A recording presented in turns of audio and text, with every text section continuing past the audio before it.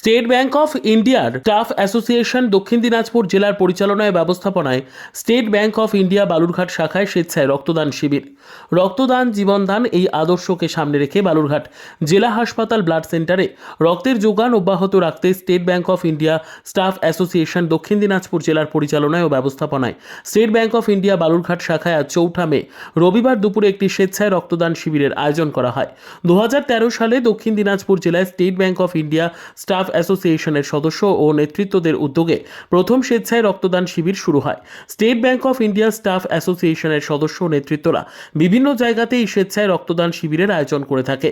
আজকের এই স্বেচ্ছায় রক্তদান শিবিরে State Bank of India Staff Association এর বেঙ্গল সার্কেলের general secretary Sudip Dutta, circle president Abhay Deo Sharma, DGS Siliguri module Nigam Prasad Chakraborty সহ অ্যাসোসিয়েশনের অন্যান্য সদস্য ও নেতৃত্বরা উপস্থিত ছিলেন।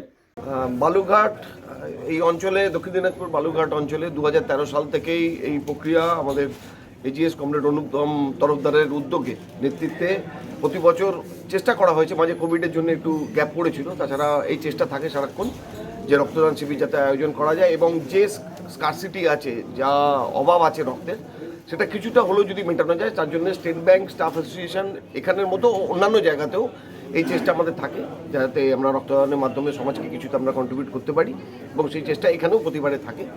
তো সেই অনুযায়ী এবারেও করা হচ্ছে।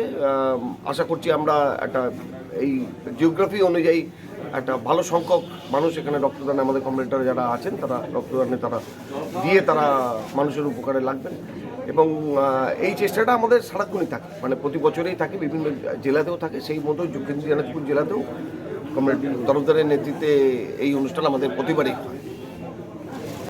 আমার নাম Sudip Dutta, secretary, state Bank of India Staff association Bengal. Bureau report, উত্তর বাংলা সংবাদ।